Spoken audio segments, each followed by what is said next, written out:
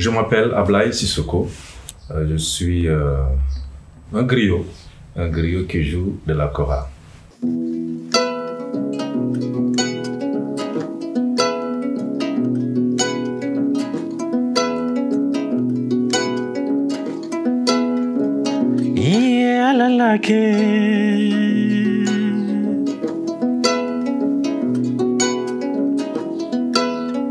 Sirawa jamake Kobe karabaile ala paro jonto baila Iye ala lake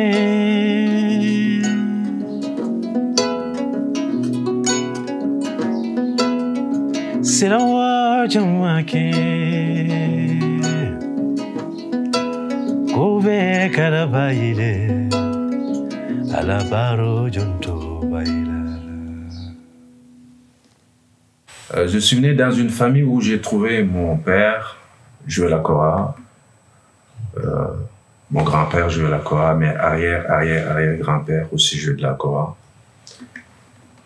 Ma mère chantait, du côté de ma mère aussi, ça jouait de la kora, ça chantait. Et à cette époque, les griots se mariaient entre eux.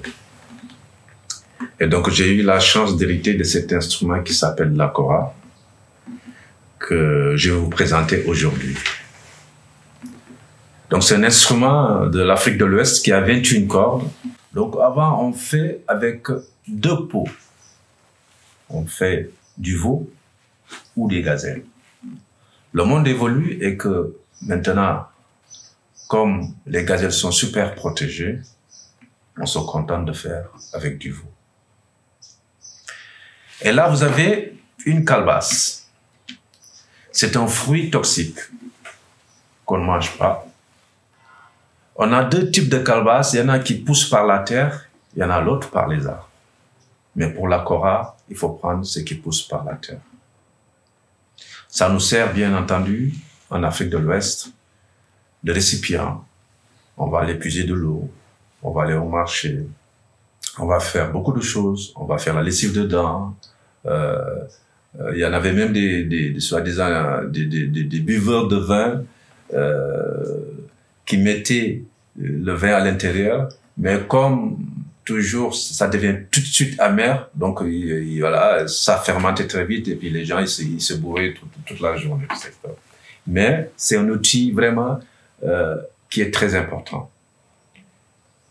La peau, dès qu'elle est étalée, c'est une jeune fille qui va chercher cette calebasse pour qu'on puisse la mettre sur la peau. Donc, pour dire que la kora, elle est féminine. Pour dire aussi, les gens qui disent que la kora, les femmes ou les filles sont interdites à la kora, ça, c'est une fausse histoire. Chaque fois que, parce que les épouses ou les jeunes filles sont destinées toujours à travailler à la maison, donc voilà. C'est pour cela qu'ils ne jouent pas la kora, mais il n'y a rien qui les interdit de jouer de la kora. Et donc, avant, on mettait la peau autour. On mettait la peau autour, on avait des cordes qu'on mettait. Mais les cordes, c'est-à-dire, on faisait des lacets avec la peau pour tenir les cordes, pour tenir la peau. Après, il y avait un moment, dès qu'on arrivait à enlever les lacets, on prenait des bouts de bois, tu vois, qu'on faisait des petites flèches comme ça, qu'on mettait. C'est là, aujourd'hui, on a transformé, on a mis des punaises de tapissier à la place des sécures. Donc, pour vous dire que la kora a évolué. Et pour arriver, un moment, sur les cordes, on a 21 cordes, on a 11 cordes à gauche et 10 cordes à droite. Toutes les cordes ont une signification. Donc, il y a un moment même, quand certaines cordes qui arrivent à se casser, ça annonce des nouvelles, qu'elles soient bonnes ou mauvaises. Et aujourd'hui, on va voir 99, je pèse bien mes mots, 99, de kora sont pas faits selon le rite, parce qu'il y a un rituel. Donc, dès que la kora elle est mise en place, on commence avant de jouer, on la baptise aussi. Elle porte un nom. Donc, quand elle est féminine, elle ne peut pas porter, on ne donne pas un nom d'un homme, on donne toujours un nom de femme. Donc, c'est la processus. Et on a ici ce qu'on appelle, cette fer qui est forgée, ce qu'on appelle le jutenet dans notre langue. C'est-à-dire, tout se repose sur cela. Parce qu'entre les cordes qui sont enroulées, la tension qu'il y a, donc si elle est pas bien faite, elle va pas résister, donc ce qui fait qu'elle va casser le calebasse. Et à l'intérieur du calebasse, on a, si vous voulez, je sais pas, il faudra qu'on essaie de vous montrer aussi à l'intérieur, on a une branche de cola qui est autour. Parce que, pourquoi le cola? Le cola, elle est sacrée chez nous. Pour se repentir, on utilise le cola. Pour se marier, demander, on utilise le cola. Pour plein de choses, on utilise le cola. Donc, elle est très importante pour la Kora. En fait, la première pièce qui a été jouée s'appelle Alalake. C'est pour rendre grâce au Seigneur.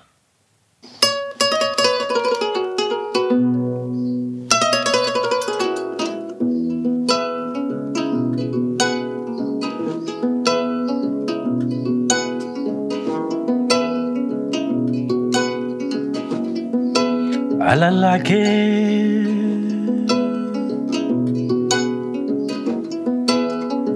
Yamariwa Jamake, Kobe Karabaile, Alaparo Jonto Baila.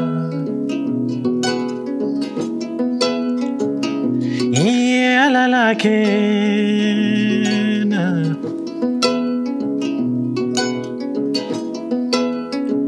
Sirawa Jamake, Kobe Karabaile, Alabaro Jonto Baila. Voilà, c'est une très longue chanson aussi qui parle que cette chemin qui est tracé, n'essayons de ne pas descendre de cette chemin, suivons cette chemin car elle nous amène là où on doit y aller, là où on devrait y être. Voilà. Donc c'est la première pièce qui a été jouée. Et donc pour la kora, on a 4 façons d'accorder. Quand vous nous parlez des instruments modernes, des choses comme ça, on ne comprend rien du tout. Quand vous nous parlez do, ré, mi, ça, on ne comprend pas du tout. Donc on a 4 façons d'accorder. Donc on a le premier qui s'appelle syllaba, la deuxième sauta, la troisième khardin, la quatrième tumara. Donc quand on reste par exemple sur sauta, par exemple si on prend sur un piano, c'est-à-dire les touches blanches, ça le fait. Maintenant, quand vous cherchez des bémols, on va les chercher. Quand on va aller chercher des dièses, on va les chercher. Maintenant, tout dépend des pièces qu'on joue. Donc, on peut changer d'une pièce à l'autre. On est obligé souvent de changer de mode, pour ce qui me concerne. Parce que la kora, c'est un instrument, si on reste sur une seule mode, elle devient monotone. Donc, à la longue, on a l'impression de jouer la même chose. Donc, c'est bien de changer ces modes. Parce que sinon, voilà, après maintenant, par notre propre parcours, on peut arriver à trouver des sorties et des rentrées, voilà, trouver une façon de nous adapter à les instruments modernes. Pour jouer la kora, il faut beaucoup de temps. Mais la première des choses, il faut apprivoiser cet instrument. Il y en a beaucoup de joueurs de kora qui jouent de la kora, ils arrivent à un certain moment, ils vont se rendre compte qu'ils n'ont pas toutes les dispositions pour jouer certaines pièces. Pourquoi? Parce que le départ a été raté. Donc, on a ce qu'on appelle des courbes. On a une très grande courbe. Par exemple, on va prendre Kuruntu Kelefa. Donc, c'est-à-dire, on va dire, c'est la plus grande courbe.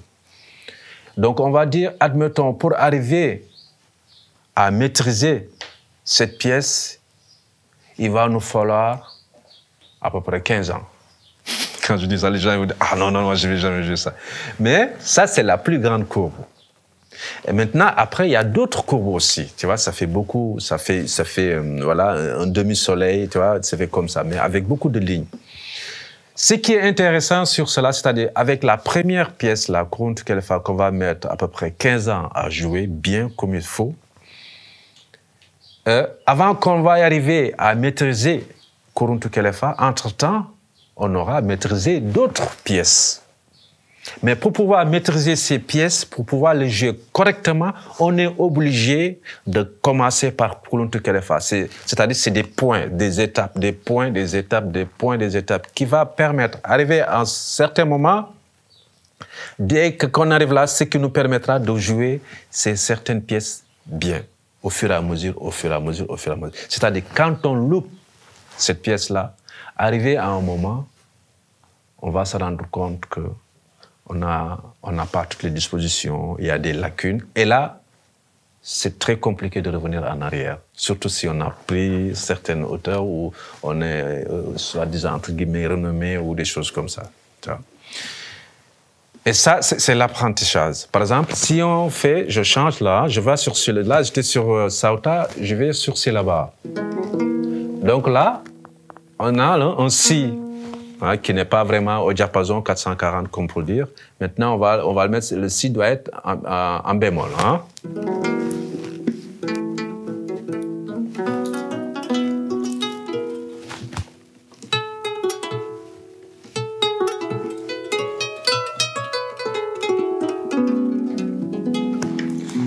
Et quand ça va commencer, on va faire, par exemple, comme ça. 2 notes, un Fa et un Do, ça fait. Hein, toujours encore. On n'est pas au diapason. Ça fait.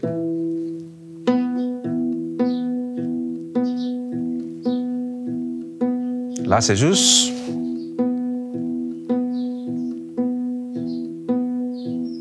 La pouce, c'est pouce, hein, c'est ça. Hein? On est avec la pouce droite, c'est ça. Et on rajoute. Ça évolue. Après, on entend.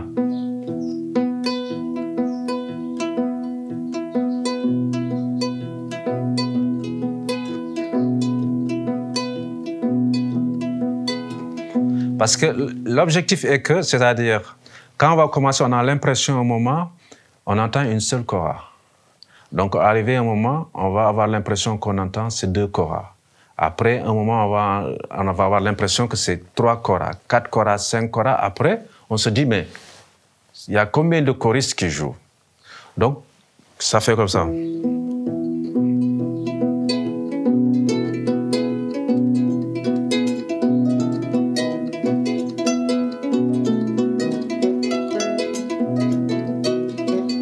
Donc, ça évolue, ça évolue, ça évolue. Donc, après, on n'a plus l'impression qu'on n'a plus 4 doigts. Donc, on a 2 instruments, on a 2 koras, 3 koras, 4 koras.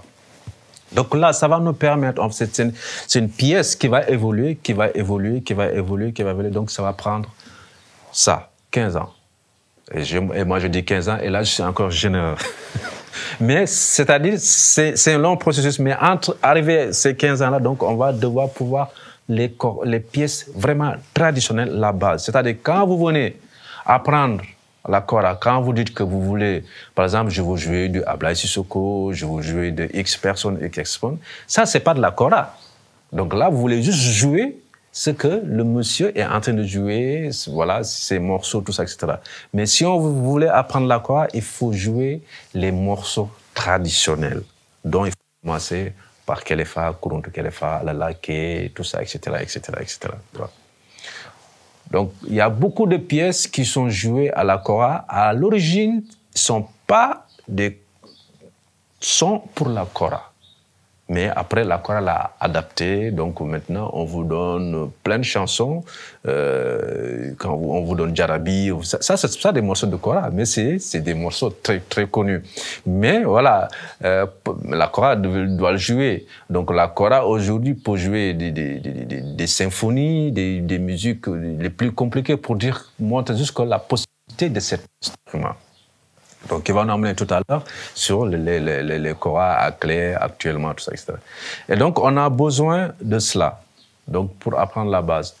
L'obligation, c'est-à-dire nous, les joueurs de chorale ou les griots qui jouent de la chorale, on a obligation, c'est-à-dire même si on est dans cette dynamique de créer, d'écrire des nouvelles pièces, mais on a l'obligation toujours de ramener les anciennes pièces, la tradition toujours à la surface pour que ces pièces puissent rester. Parce que ce que moi j'ai écrit, c'est pas une chanson traditionnelle, ça c'est ce que moi j'ai écrit. Mais maintenant, si je vais vous apprendre pas ce que j'ai écrit, je vais vous apprendre la musique, la chorale traditionnelle. Et les cordes sont pincées, tu vois. Si on parle aujourd'hui, même par exemple au Sénégal, on peut dire que la chorale aussi est pas très bien connue aussi au Sénégal, surtout les plus jeunes aussi. Et aujourd'hui, quand on demande à ces jeunes, est-ce que vous connaissez l'hymne national du Sénégal? Ben, ils vont te dire oui.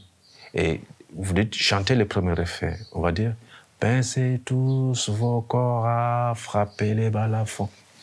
Ils ne se rendent même pas compte que même dans la Constitution, l'hymne national, la chorale, il y est. Et donc, je profite, par exemple, de cette occasion même pour parler, en fait, des instruments traditionnels qui ont disparu. Qui ont disparu parce que la transmission ne se fait pas. Parce qu'il y a deux types d'enseignement, bien sûr, qui est la transmission et l'enseignement. C'est-à-dire, on peut vous enseigner sans rien vous transmettre. Mais la transmission, c'est une autre dimension.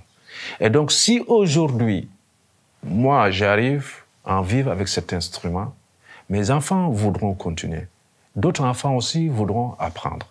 Mais si aujourd'hui, moi, je n'arrive pas à en vivre, je ne vais pas enseigner à mes enfants, je ne vais pas transmettre à mes enfants parce que je sais qu'ils ne pourront pas vivre. Et donc, ce qui fait que beaucoup d'instruments ont disparu. Il faut qu'on pousse les plus jeunes générations à aller vers nos instruments traditionnels. C'est bien de jouer de la guitare. C'est bien de jouer des instruments plus ou moins traditionnels, modernes. Mais aujourd'hui, quand on va avoir un piano, mais ça coûte cher. Ce n'est pas donné à tout le monde. Mais quand on va avoir une chorale, elle est accessible. Quand on va avoir des percus ou d'autres instruments, elles sont accessibles. Il faut que ces jeunes puissent aller vers ces instruments traditionnels. Elle est accessible. Donc c'est un cri de cœur que je lance. Pour moi, il est important. Donc ça fait partie de notre mission pour que cet instrument puisse être non seulement connu, mais puisse être aussi accessible à tout le monde, garçons et filles. Et cette chorale, l'homme qui a eu la chance de rassembler les pièces de la chorale, il avait prié aussi. Il disait que chaque fois que la chorale sera entendue, il faut que ça apaise. Sinon, c'est pas bien. Et le monde est en train de prendre une tournure, c'est-à-dire d'une vitesse mais incroyable. Incroyable.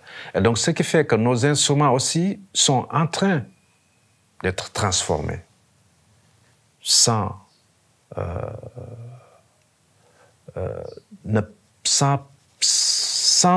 je ne sais pas si je peux employer le mot, sans d'être plus ou moins consciente de cette vitesse ou de ces étapes-là qu'on veut sauter. C'est-à-dire, aujourd'hui, on va y arriver, on va voir des chorales qui vont ressembler à des aliens, qui vont ressembler à je ne sais pas du quoi. Après, on arrive à dire, ça c'est une chorale. Pour moi, c'est pas une chorale. Pour moi, c'est pas une chorale. Je sais que chez les moines, ils ont fait un travail magnifique. Donc, ils ont osé révolutionner la kora, amener des clés. Mais j'accepte ces instruments qui viennent de là-bas. Mais il y en a d'autres que je vois, mais vraiment, pour moi, c'est comme des jeux. On est là, on est comme si on fait, excusez-moi du mot, du PlayStation. C'est un cri du cœur que je lance aussi. Donc, ça fait partie de notre mission, nous, en tant que griots, dire que ça, c'est notre héritage. Donc, on doit vivre avec notre monde, ce monde actuel. Mais n'oublions jamais, on est aussi appelé à représenter notre passé, même si on doit vivre notre époque. Mais vivons-la normalement. Donc, je vous parle de ça, c'est pour faire la transition pour aller amener une autre kora qu'on appelle des koras à clé. Je vais vous faire découvrir ça aussi. La kora à clé, que je prends du plaisir à jouer, qui a été faite, où les pièces ont été rassemblées par une femme, une jeune dame, qui s'appelle Nathalie, qui est une Canadienne qui vit au Canada, qui joue de la kora, qui en fabrique beaucoup aussi, et qui a aussi des élèves. Donc souvent, elle vient aussi chez moi, rester quelques périodes pour se mettre à niveau. Parce que j'ai mis aussi une école de kora à Saint-Louis, où j'apprends des jeunes enfants entre 7 et maintenant 17 ans, autant de garçons que de filles, 14 personnes, qui jouent de la kora. Permanent, ils ont des cours, tout ça, etc. Et donc, ce qui fait que je reçois aussi des joueurs de kora à tout niveau. Ceux qui n'ont jamais joué, ceux qui veulent jouer et ceux qui veulent se, comme on dit, mettre à jour. Donc, ils pensent que je peux faire quelque chose. Donc, je suis honoré, je suis touché. Et donc, voilà, pour dire que cette dame, Nathalie, a mis cette kora en place. C'est une grande kora. Donc, il y en a encore plus grande. Quand elle est plus grande, elle est plus puissante, elle est plus présente. Maintenant, la seule différence entre les koras à clé et les koras à lanière traditionnelle, c'est-à-dire, celles-là, ils perdent toutes leurs harmonies par rapport à l'autre. Voilà. Donc, c'est une grande différence. Donc, ce qui fait que dans certains endroits, acoustiquement comme ça peut jouer, ça peut sonner très, très, très bien. Maintenant, c'est-à-dire si on veut jouer avec des grosses formations, tout ça comme ça, donc donc le son est encore mieux traité. Et je sais que même il y a des koras à clé maintenant où dans certaines luthiers arrivent maintenant, ils sont même arrivés à un moment où toutes les cordes des koras, toutes les cordes sont amplifiées. Et donc, pour moi, c'est une révolution. C'est très bien pour les enregistrements des studios, des choses comme ça. Et donc, ce qui m'a encore beaucoup marqué sur cet instrument, elle a mis les clés, elle a fait tout, etc. Mais ça, c'est la tradition, ça, c'est la base. Donc, sa place, c'est là. Mais comme elle n'est pas là, mais elle fait toujours partie de la kora. Et ça m'a beaucoup touché. Donc, ce qui fait que je me fais un plaisir de jouer des koras qu'elle fabrique, qu'elle met en place. Donc, ce qui fait que chez nous, chez les griots ou chez les jours de kora, avant qu'on commence ou avant qu'on arrive à jouer la kora convenablement, on sait déjà faire des koras. Donc, chez nous, tout le monde fait ses propres koras. Voilà, donc je vais vous jouer une pièce encore sur cette magnifique kora qui s'appelle Nathalie, qui est baptisée. Donc elle, c'est Nathalie. Et la précédente kora que je jouais, ma kora, donc qui s'appelle Amalie. Bon, Amalie, c'est le prénom de ma maman, voilà. Parce que chez nous, la kora est venue au monde, on a remercié le Seigneur. Et donc, nous, quand un enfant arrive, quand on remercie le Seigneur, on a tendance souvent à donner les noms de nos parents en première, voilà.